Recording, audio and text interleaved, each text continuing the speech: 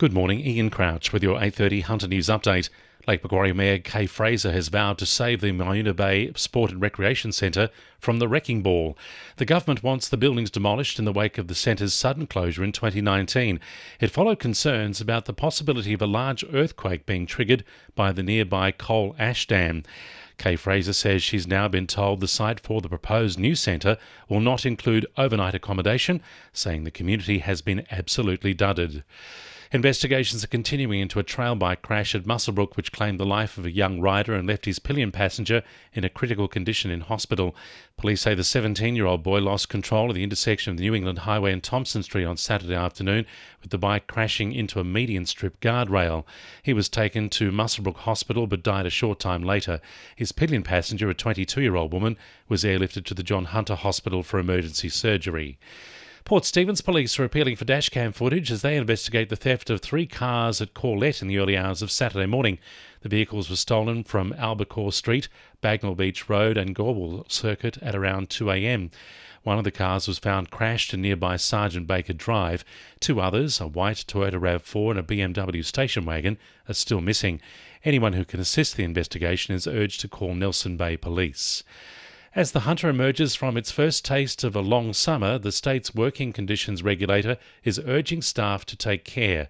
While employers have a duty of care and should have a heat management plan in place, Director of Safe Work New South Wales Trent Curtin says operators and employees will need to cooperate so adjustments can be made for workers. Everyone's got an obligation to manage health and safety systems, and during this period of extreme heat, it's important that everyone pays attention to the conditions in which they're working.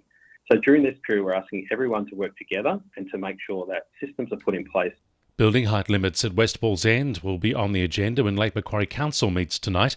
Council's looking to amend permissible building heights to 30 metres. This will allow for the approval of a new mobile phone tower at Cameron Park near the Fire Control Centre to boost mobile reception at nearby housing estates.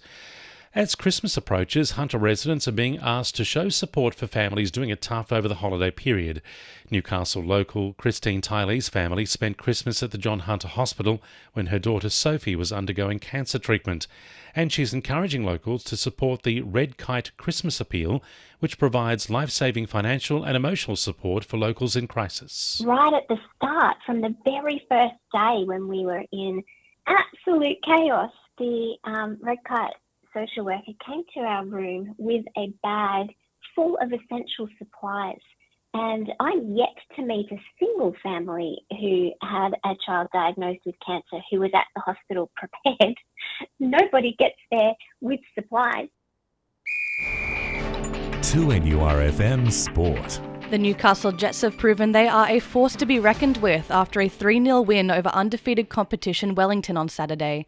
The win boosts the Jets to 8th spot and within a win of the top 6. Coach Rob Stanton says he never lost faith in the young team. We've been called bland, we've been called we're going to come last. I think Chief's been called he's going to come second last or last. So, in the end, I don't mind, mate. It's my job, it's his job to prove people wrong. They will move on to face Perth Glory on Saturday. Meantime, the Jets women's side suffered a 1-0 loss to Sydney FC yesterday. A late goal from Matilda's star Courtney Vines saw Sydney secure the win with 6 minutes remaining. Despite the disappointing result, Newcastle fans were impressed with goalkeeper Izzy Nino's almost flawless performance.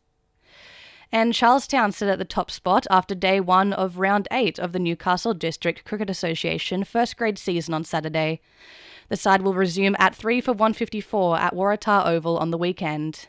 That's sport. I'm Holly Fishlock. And the winning numbers in Weekend Lotto are 9, 11, 25, 32, 33 and 44, and the supplementaries are 2 and 20. And now you're up to date with the latest 2NURFM Hunter News.